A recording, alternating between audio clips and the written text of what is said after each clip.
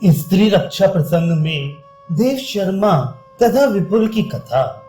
युधिष्ठिर ने पूछा, पितामह, पुरुष संसार में तरुणी स्त्रियों की रक्षा किस प्रकार कर सकता है, जो सत्य को असत्य और असत्य को सत्य बना देती हैं, जो सत्कार करने और ना करने पर भी मन में विकार पैदा कर देती हैं। ऐसी स्त्रियों की रक्षा कौन कर सकता है? यदि उनकी रक्षा किसी प्रकार संभव हो अथवा किसी ने पहले कभी उनकी रक्षा की हो तो उस विषय का स्पष्ट वर्णन कीजिए। भीष्म जी ने कहा, महाबाहो, तुम स्त्रियों के विषय में जैसा कह रहे हो वह ठीक ही है, इसमें मिथ्या कुछ भी नहीं है। इस विषय में मैं तुम्हें एक पुराना इतिहास सुना रहा हूँ, जिसमें महात्मा विपुल ने जिस प्रकार गुरु पत्नी की रक्षा की थी उसी का वर्णन है। वास्तव में तरुणी स्त्रियां प्रज्वलित अग्नि के समान हैं। ये मय दानव की बनाई हुई माया है। छुरे की धार, विष, सर्प और अग्नि एक ओर और स्त्रियां एक ओर।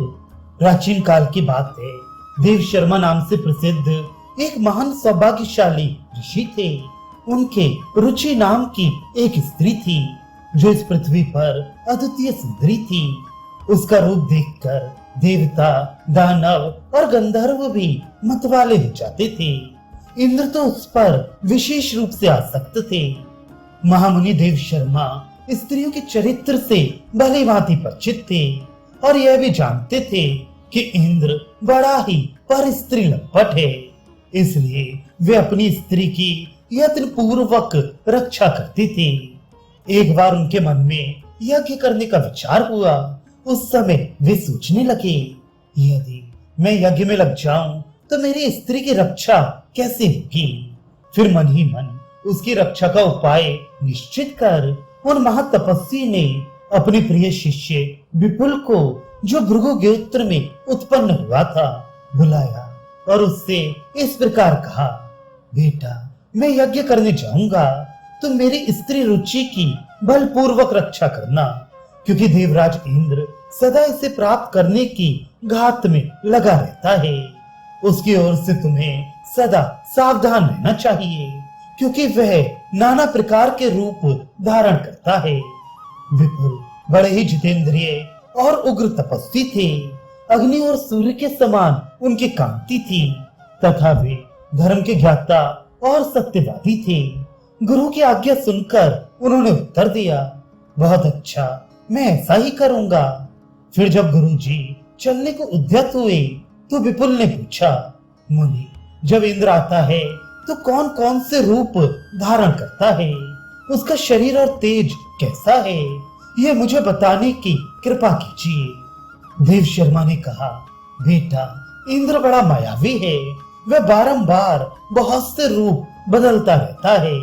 कभी तो मस्तक पर मुकुट पहने, हाथों में वज्र और धनुष लिए तथा कानों में कुंडल धारण किया आता है, और कभी एक ही क्षण में चांडाल के समान रूप बना लेता है।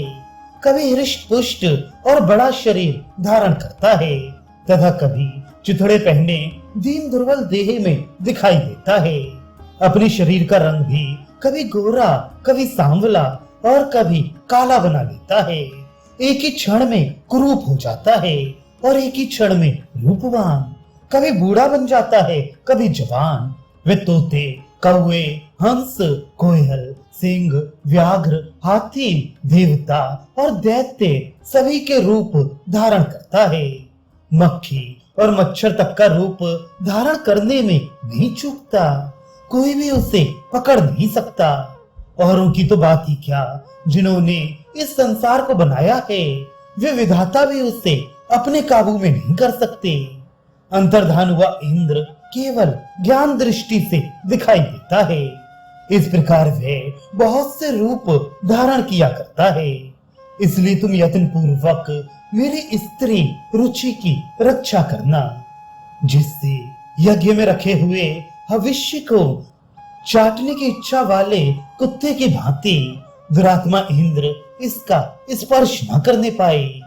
यह कहकर महाभाग देव शर्मा मुनि यज्ञ करने के लिए चले गए। विपुल गुरु की बात सुनकर बड़ी चिंता में पड़ गए और महाबली इंद्र से उस स्त्री की खूब चौकसी करने लगे।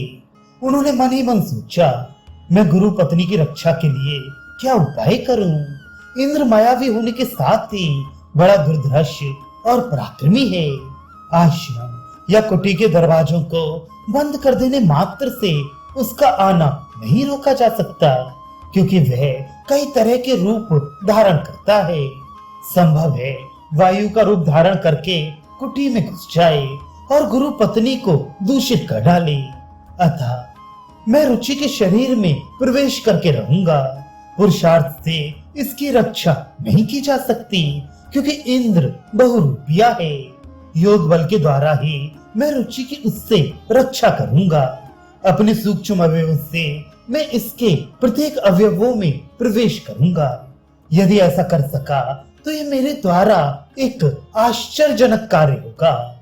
जिस प्रकार कमल के पत्ते पर पड़ी हुई जल की बूंद उस पर निर्लिप्त भाव से स्थिर रहती है, इसी प्रकार मैं भी अनासक्त भाव से गुरु पत्नी के भीतर निवास करूंगा। मैं रजोगुण से मुक्त हूँ, मेरे द्वारा कोई अपराध हो नहीं सकता। जैसे राह पर चलने वाला बटोही कभी किसी सूनी धर्मशाला में ठहर जाता है, इसी प्रकार मैं भी सावधान होकर गुरु पत्नी के शरीर में निवास करूंगा। इस तरह धर्म पर दृष्टि डाल, वेद शास्त्रों पर विचार कर और अपने तथा गुरु की प्रचुर तपस्या को ध्यान में रखकर विपुल ने गुरु पत्नी की रक्षा का उपर्युक्त उपाय ही निश्चित किया। इसके बाद रुचि के पास बैठकर उन्होंने तरह तरह की बातों में उसे लगा दिया। फिर अपने दोनों नेत्रों को उसके नेत्रों की ओर लगाया और अपने नेत्र की किरणों को उसके नेत्र की किरणों के साथ जोड़ दिया तथा उसी मार्ग से आकाश में प्रविष्ट होने वाली वायु की भांति रुचि के शरीर में प्रवेश किया। तत्पश्चात वे छाया की भांति अंतर्हित होकर किसी प्रकार की चेष्टा न करते हुए गुरु पत्नी के शरीर को निश्चेष्ट करके स्थित हो गए और जब तक उनके गुरु यज्ञ समाप्त करके घर न आ गए तब तक इसी भांति उसकी रक्षा करते रहे।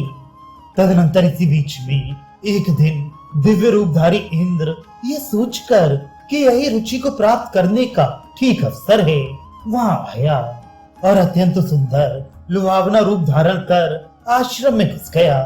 वहां पहुंचकर उसने देखा कि विपुल का शरीर चित्रलिखित की भांति निश्चेष्ट पड़ा है और उसके नेत्र स्थिर हैं तथा दूसरी ओर मनोहर कटाक्ष वाली चंद्रमुखी रुचि बैठी हुई है।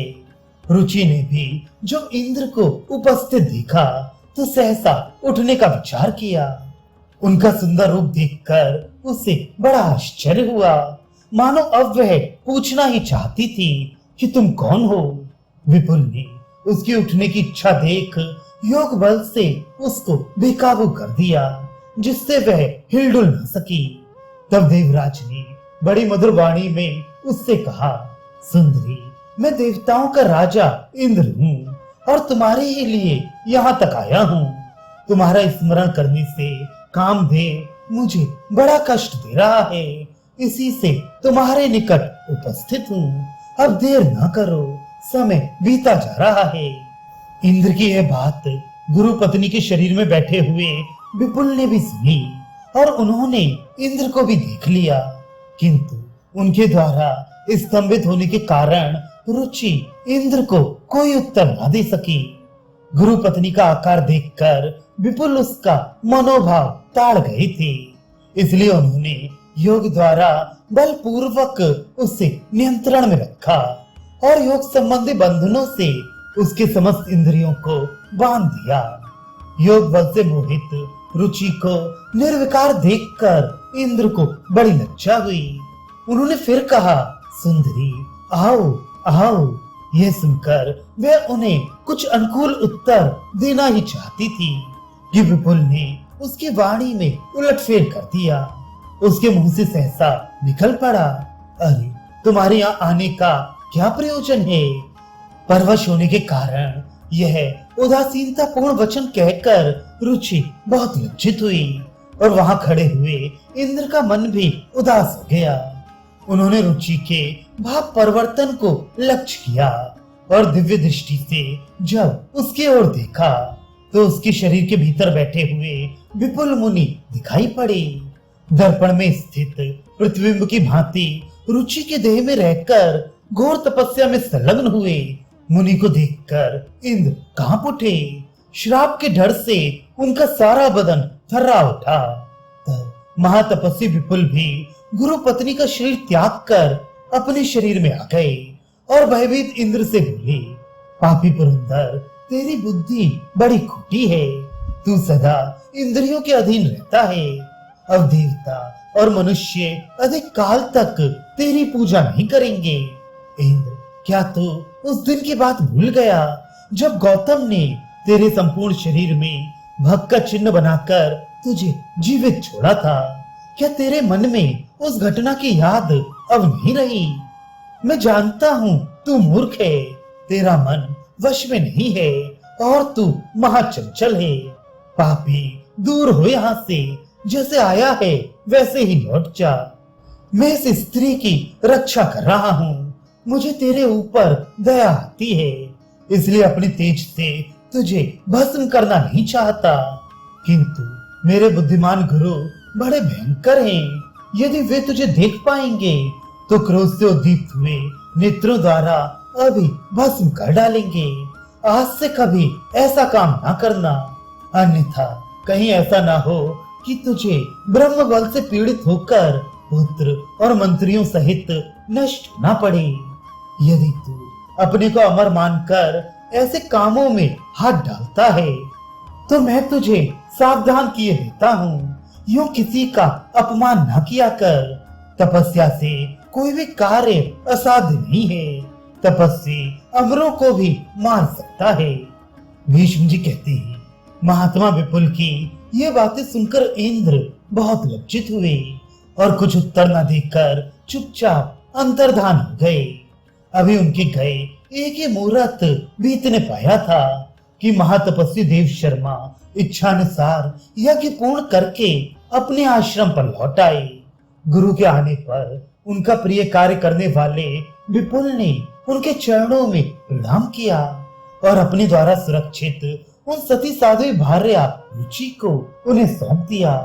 तत्पश्चात शांत चित्त विपुल फिर पहले की ही भांति निशंक भाव से गुरु की सेवा करने लगे। जब गुरुजी विश्राम लेकर अपनी पत्नी के साथ बैठे उस समय विपुल ने इंद्र की सारी करतूत उन्हें कह सुनाई। ये सुनकर वे प्रतापी मुनि विपुल पर बहुत प्रसन्न हुए और उनके शील, सदाचार, तप, नियम, गुरु सेवा, अपने प्रति भक्ति और धर्म में निष्ठा देखकर उन्होंने अपने शिष्य को बारंबार साधुवाद दिया। तत्पश्चात उन धर्मात्मा मुनि ने अपने धर्म परायण शिष्य विपुल से वर मांगने के लिए कहा। गुरु की आज्ञा पाकर विपुल ने कहा, सदा धर्म में मेरी स्थिति बनी रहे। जब गुरु ने वह वरदान दे दिया तो विपुल उनकी अनुमति लेकर उत्तम तपस्या में प्रवृत्त हो गए।